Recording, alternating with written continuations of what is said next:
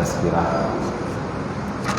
Pada hari ini dengan kita sama-sama membaca kitab ila hadratin Nabi Muhammad Mustafa Rasulullah sallallahu alaihi wasallam wa ala alihi wa ashabihi wa Al-Fatihah.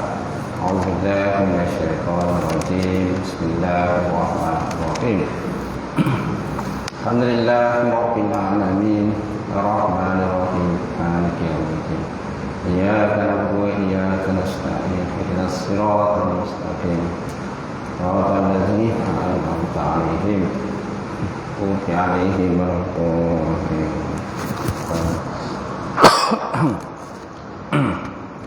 Assalamualaikum warahmatullahi taala wabarakatuh. Alhamdulillah wahdah sarafa wa'dah wa nasara 'abdah wa 'azza jundahu wa hazama al-ahzaba wahdah. Asyhadu an la ilaha illallah wahdahu la syarika lah wa asyhadu anna Muhammadan 'abduhu wa rasuluh. Allahumma shalli wa sallim ala sayyidina wa nabiyina wa habibina wa maulana Muhammad imamil muttaqin wa qadil al-mujahidin wa ala alihi wa sahbihi ajma'in. Amma ba'du. Ya semati tuan pengurusi surau, tuan pengurusi masjid Encik Yamin, seluruhnya yang semuliakan Tuan Imam, Tuan Bilal, punya jatah kuasa masjid karya Pekanantin, seluruhnya sidang jemaah untuk solat Jumaat kita pada hari ini. Alhamdulillah kita bersyukur Allah Ta'ala kerana dengan limpah kurnia serta rahmat daripada Allah kita dapat bersama pada tengah hari ini untuk kita mengisi sedikit waktu kita, program kita lebih kurang setengah jam sebelum kita mendirikan solat Jumaat pada hari ini. Kita takut kita berkenaan dengan Ramadan dan fadilat Ramadan. Allah Subhanahu wa taala menyebut dalam Quran, A'udzubillahi minasyaitonir rajim. Bismillahirrahmanirrahim. Ya ayyuhallazina amanu kutiba alaikumusiyam kama kutiba alal ladzina min qablikum la'allakum tattaqun ayyaman ma'dudat. Maksudnya, ya wahai orang-orang yang beriman. Wahai orang beriman, dipadukan pada kamu berpuasa sebagaimana dipadukan pada umat yang sebelum daripada kamu. La'allakum tattaqun, mudah-mudahan kamu bertakwa kepada Allah Ta'ala. Ayat dalam surah Al-Baqarah ayat 183. Jadi ayat ini merupakan dalil tentang kefarduan sembahyang. Manakala Nabi Muhammad SAW juga ada bersabda berkenaan dengan dalil kefarduan sembahyang ini. Bunya Islam ala khamsin, syahadatu an la ilaha illallah wa anna Muhammad Rasulullah wa iqamis salah wa ita'iz zakat wa shaumi Ramadan wa hajjil bait man istata'a ilaihi sabila. Maksudnya Islam itu dibina di atas 5 perkara. Pertama, pengakuan tiada Tuhan yang disembah melainkan Allah, Muhammad Rasulullah. Kemudian mendirikan sembahyang 5 kali dalam satu hari. Wa ita'iz zakat, menunaikan zakat. Dan berpuasa pada bulan Ramadan, wa shaumi Ramadan, wal hajjil bait man istata'a ilaihi sabila. Dan mengadakan haji ke Baitullah bagi orang-orang yang mampu menggunakan haji ke sana, insyaallah. Jadi tadi Al-Quran dan juga hadis berkenaan dalil kepaduan sembahyang, di mana Allah Ta'ala sebut tadi wahai orang-orang yang beriman. Jadi ayat ini ditujukan kepada orang beriman. Jadi kalau kita merasakan diri kita dalam orang beriman, maka kita kena menyahutlah cabaran ayat ini. Orang yang tidak beriman, orang munafik, orang kafir, dia tidak akan mempedulikan perintah, terutama sekali Quran. Apalagi perintah daripada baginda Rasulullah sallallahu alaihi wasallam. Jadi kita menjunjung perintah Allah Taala. Dan perintah solat puasa ini bukan hanya sekadar pada kita. Umat yang sebelum dulu pun pernah berpuasa, tuan-tuan. Ketika Nabi Muhammad SAW berhijrah daripada Mekah menuju ke Madinah. Sampai di Madinah, tuan-tuan, Nabi tengok orang-orang Yahudi, mereka berpuasa. Lalu Nabi bertanya kepada mereka, kenapa kamu berpuasa?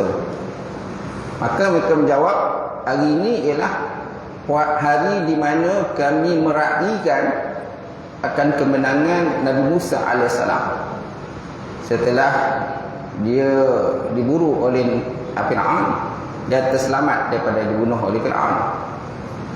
Jadi kami meraihkan hari tersebut.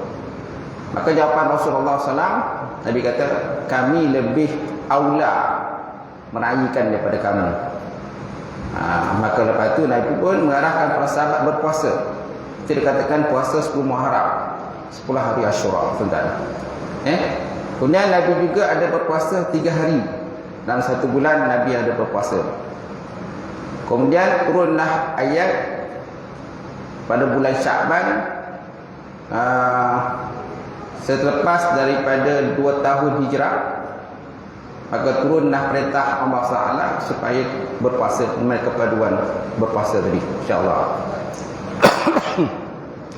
Kemudian dalam ayat ini Allah Ta'ala sebut la'allakum tattaqun, mudah-mudahan kamu bertakwa kepada Allah Ta'ala.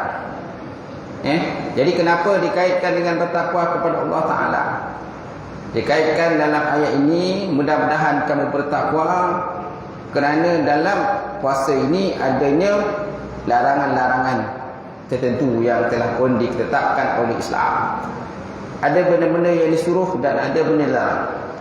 Antara yang benda yang disuruh ialah contohnya menahan diri pada makan dan minum, cakap benda-benda yang bukan-bukan.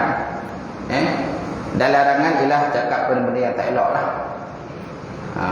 Dan juga meninggalkan benda-benda yang boleh membatalkan puasa kita, tuan-tuan. Insya-Allah. Baik.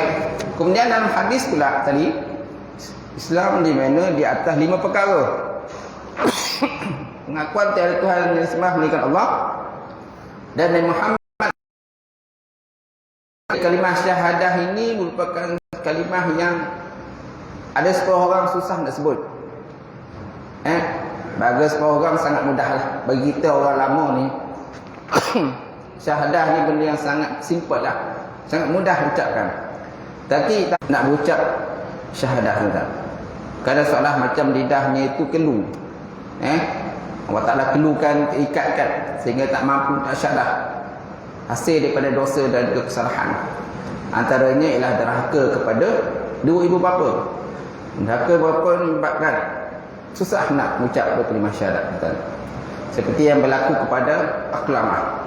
Berlaku pada Aklamah, di mana Aklamah ini lebih kata mementingkan isterinya daripada ibu dia. Akhirnya dia, waktu dia nak meninggal, maka susah nak sebut kalimah syahadat. Walaupun kalimah syahadat itu biasa orang sebut, senang sebut. Tadi kita dalam solat kita memang ucap kalimah syahadat, insya-Allah. Kemudian berdirikan sembahyang sehari semalam, ini biasalah. Kemudian kenakan zakat. Di bulan Ramadan ni kita diwajib kenakan zakat. Itulah zakat fitrah. Untuk kita ni 9 ni ada RM7 kan, RM7 bayaran. Sebagai ganti daripada beras. Kemudian wassaumi Ramadan, kata Nabi, dan berpuasa pada bulan Ramadan. Mana puasa itu dari segi bahasa dan juga satu dari segi istilah. Dari segi bahasa, imsaku minal ta'ami wasyarabi wal kalam.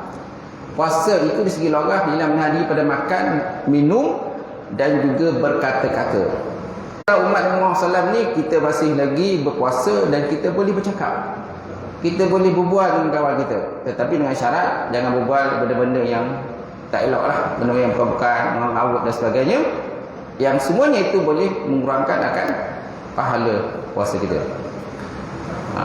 Sebabnya Nabi Muhammad SAW pernah bersabda, kam min sa'imin laisa min sihamihi ila ju'man atash. Berapa banyak orang yang berpuasa yang puasanya hanya sekadar menahan pada makan dan minum saja. Hanya sekadar menahan pada makan dan minum saja. Sedangkan mata tidak jaga, mulut tak dijaga, telinga tak jaga, tangan tak jaga, jari-jari jemari pun tak jaga, menulis benda-benda yang bukan-bukan dalam media masa, kaki pun tak jaga, kemaluan pun tak jaga, buat benda yang tak bukan-bukan terhadap kemaluan sendirilah, buat benda yang tak elok kepada kemaluan sendiri. Ni pun benda yang boleh membatalkan kita punya pahala puasa. Puasa tak boleh. Baik, puasa dari segi istilah pula imsaku minal muftirat, menahan pada benda-benda yang boleh membatalkan puasa, mulai daripada terbit fajar siddiq sehinggalah terbenam matahari. Mulai pada terbit fajar siddiq hingga sebenam matahari. Okey. Benda yang batal puasa banyak. Contohnya makan dengan sengaja di siang hari, minum dengan sengaja di siang hari, berjima di siang hari, dengan isteri di siang hari, kemudian memasukkan sesuatu dalam rongga terbuka, masuk satu dalam telinga, dalam mulut, dalam hidung dan sebagainya, boleh membatalkan puasa. Kemudian bagi perempuan haid, keluar nifas dan sebagainya, itu benda-benda yang boleh membatalkan puasa. Benda-benda yang boleh membatalkan pahala pula lain pula. Nabi Muhammad SAW pernah bersabda, antara benda yang boleh membatalkan pahala puasa kita antaranya ialah al-kazib. Al-kazib ni cakap bohong, cakap dusta. Kita dengar cakap itu macam macam betul cakap tu. Tapi bila kita cek buat siasatan dan sebagainya, rupanya bohong. Lain lagi dia serius cakap, oh ni betul ni ustaz, betul ni ustaz, ni bukan mongak ni, bukan betul. Tapi bila kita buat siasatan, rupanya mongak. Ini tak betul tuan. Tadi katakan kazib. Yang kedua, al-ghibah. Ghibah ni orang tu tak ada di depan orang yang diumpat, kita dikatakan sebagai mengumpat. Orang mengumpat ni sama macam makan daging saudara yang telah mati. La yaqab ba'dukum ba'da. Ayuhibbu ahadukum ayyakula lahmal ahihi maita. Adakah kamu suka makan daging saudara kamu yang telah mati? Sudah tentu kita tak suka makan daging saudara yang telah mati. Ciri-ciri orang beriman, dia biasanya menutup kelemahan kawan dia. Kita kena, kalau kita orang beriman ni, kita kena tutup dalam konteks kita bersahabat sehari-harian dengan kawan kita. Kita kena tutup kelemahan dan kekurangan kawan kita. Keaiban dia kita tutup, jangan kita buka. Zaman sekarang ni banyak kalau kita menggunakan media masa ni, buka aib orang. Buka aib orang. Tapi bila cek-cek, lain cerita dia. Sekali keluar video, cerita macam ni. Bila semak sampai kat umbi, rupanya lain cerita dia. Banyak kes berlakunya tu. Di kalangan kita ni suka buat komen, mengaibkan sesahabat dia lain, jatuhkan maruah. Kita pun, yang kita ni tak tahu ujung pangkal cerita, kita pun komen. Komen. Akhirnya kita pun sabarlah, dapat saham sama-sama. Dapatlah saham sekali. Benda tak elok. Jadi, bila dia pergi pada si A menceritakan keburukan si B, pergi pada si B menceritakan keburukan A, jadi dia lagakan orang. Akhirnya orang bergaduh, orang berbalah, orang sampai bertikam lidah, sampai tahap mungkin boleh membunuh dan sebagainya. Jadi orang tu dikatakan an-namimah, mengadu domba. Ini pun berat juga dengan antara sebab daripada hancurnya masyarakat Islam. Orang Islam boleh berperang sebab namimah lah, gadu domba. Kerajaan-kerajaan dulu yang besar-besar yang hebat boleh berperang antara satu lain. Islam perang dengan Islam, antaranya ialah namimah lah, adu domba, batu api. Tapi ini berat kan? Dia boleh merosakkan perpaduan di kalangan kita. Masya-Allah. Kemudian yang ketiga, yang kedua ghibah, yang ketiga namimah, yang keempat an-nazru bi syahwatin. nafsu syahwat. Melihat dengan penuh nafsu syahwat. Puasa tak tu? Puasa. Tapi bila tengok, lain cerita kan. Ketika dia duduk seseorang tu, dia sibuk main belik-belik dalam internet tu, tengok gambar tu, gambar ni. Dan puasa juga sebenarnya, tuan, banyak dia punya faedah-faedah puasa ni. Antaranya ialah untuk menyempitkan saluran darah kita. Sebab kalau saluran darah kita ni, tuan-tuan, maknanya syaitan tu bergerak. Kan? Syaitan tu bergerak bebas dalam saluran darah kita. Dia boleh sampai ke jantung kita, ke hati kita, untuk mempengaruhi kehidupan kita. Jadi dengan adanya puasa, dia akan menyempitkan saluran darah itu. Gitu. Kemudian yang kelima tadi, perkara yang boleh batalkan puasa tadi, pahala puasa, iaitulah al-yaminu al-gumus. Sumpah bohong ataupun sumpah dusta. Sumpah bohong ataupun sumpah dusta. Wallahi wabillahi wa tallahi. Wallahi aku tak buat. Wabillahi aku tak buat. Maknanya kadang-kadang bersumpah di mahkamah. Kadang hakim minta bersumpah. Kamu kena sumpah, kamu tak buat, kamu tak lakukan. Jadi diminta al-yamin al-bainatu 'alal mudda'i, bukti itu daripada orang yang mendakwa. Sumpah daripada orang kena dakwa. Bila orang mendakwa di mahkamah gagal membawakan sesuatu bukti di mahkamah untuk mensabitkan sesuatu kes, maka orang yang kena dakwa kena bersumpah. Hakim akan perintah untuk bersumpah. Bila dia bersumpah, maka dia boleh menang kes itu.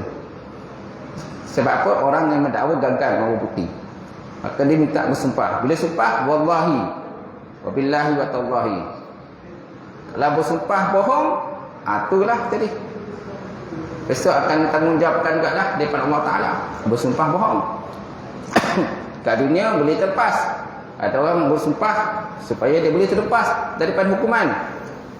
Akhirat besok tak selesai juga. Besok dibangkitkan semula, dia dapat Allah Subhanahu wa Ta'ala. Baik. Baik, kemudian kita lihat satu hadis Nabi SAW.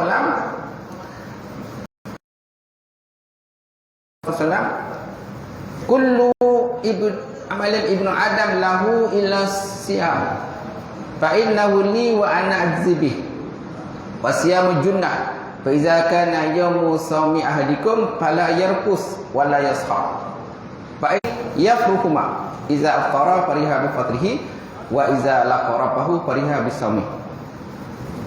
Ada satu hadis daripada Nabi sallallahu, di mana Nabi kata Allah Ta'ala telah berfirman.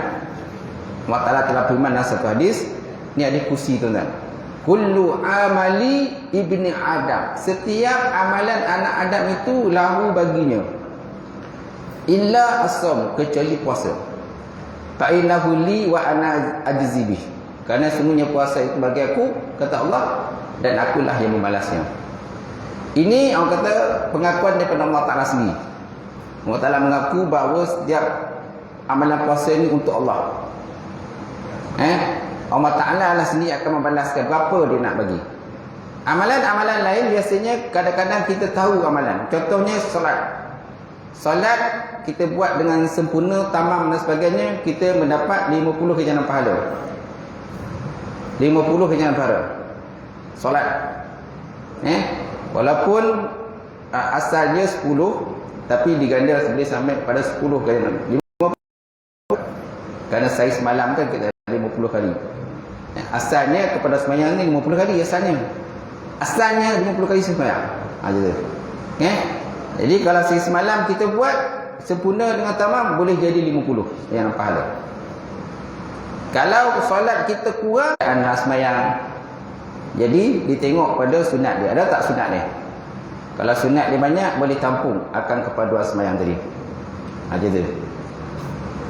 Itu contohlah. Itu juga Allah Ta'ala sebut dalam Al-Quran, masalul ladzina yunfikun amwalahum fi sabilillah kama sali habbatin ambatat sab'a sanabil fi kulli sumbulatin mi'atu habbah.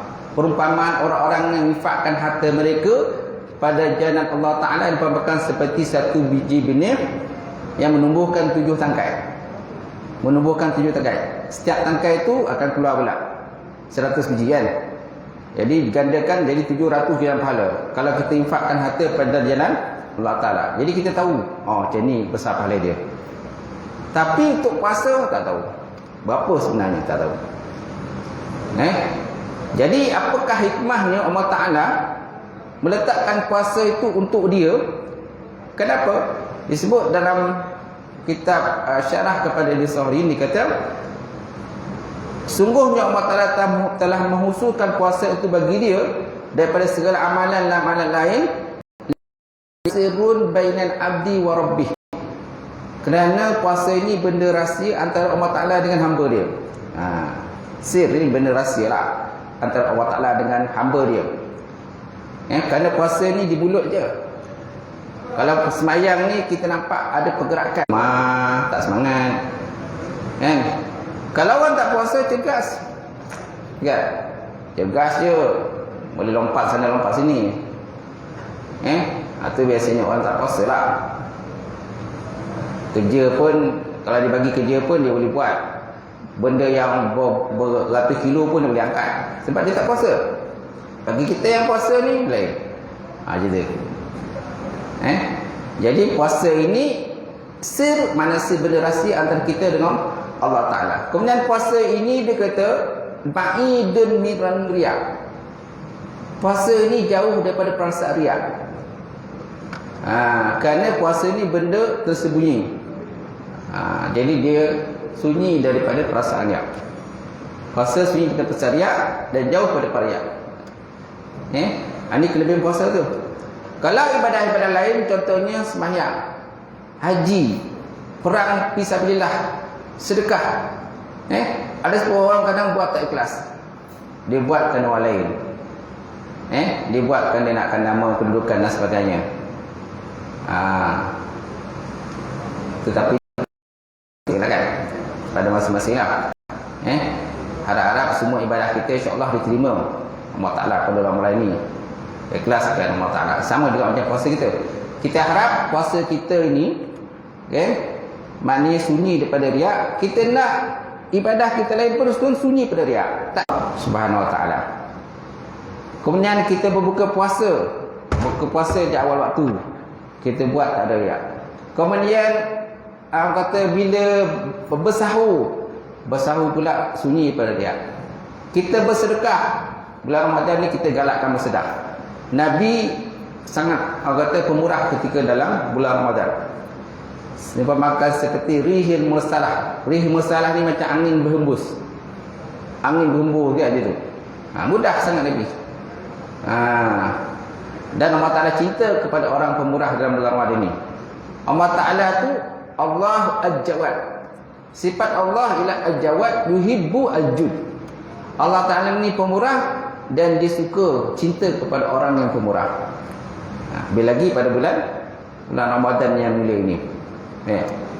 Kemudian juga kata ada pendapat lain pula menyatakan istighna anit ta'am min sifatillah. Terkaya daripada makan minum ini daripada sifat Allah. Terkaya maksudnya jauhkan diri pada makan minum lah, ataupun tak makan minum langsung. Sifat yang ada pada Allah tadi yang tak makan dan tak minum. Jadi kita mewarisi akan sifat yang ada Allah Ta'ala yang tak makan dan minum.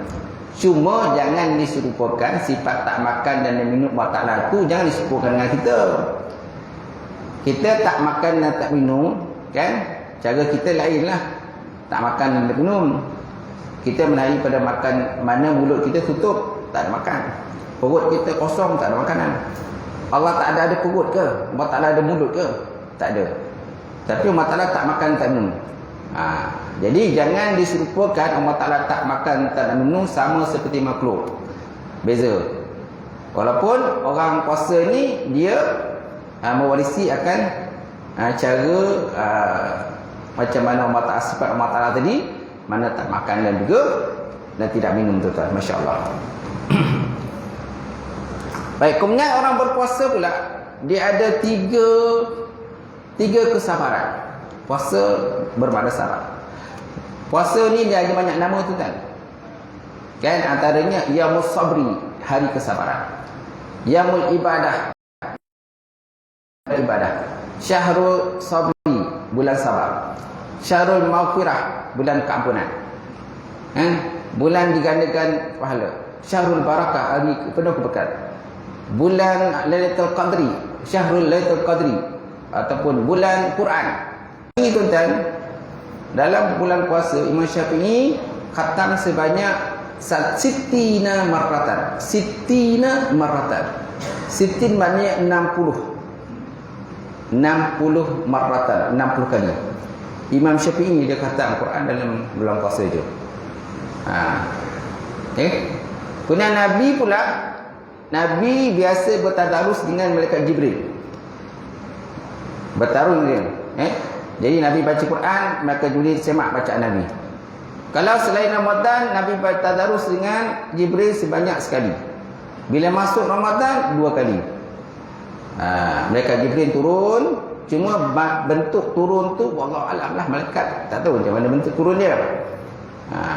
Dia turun jumpa dengan Rasulullah dan menyemak bacaan Rasulullah sallallahu alaihi wasallam. Apa dia punya kelebihan untuk bertadarus ni? Banyak kelebihan dia. Salah satunya ialah untuk membetulkan bacaan. Kan? Bacaan kita. Sebab kalau kita tak tadarus, seorang baca lain semak, memang kita anggap bacaan kita betul lah. Anggap bacaan kita betul, tak salah.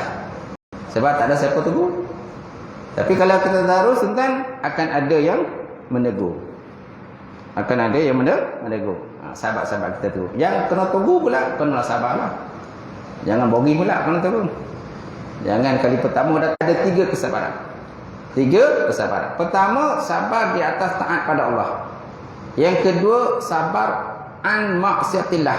Sabar di atas maksiat, daripada maksiat kepada Allah Ta'ala. Dan yang ketiga, sabar di atas musibah. Dia macam puasa ni macam musibah jugalah. Ataupun ketentuan Allah Ta'ala. Sabar di atas taat ini ialah apabila orang berpuasa, sudah tentu dia terpaksa menahan makan dan minum.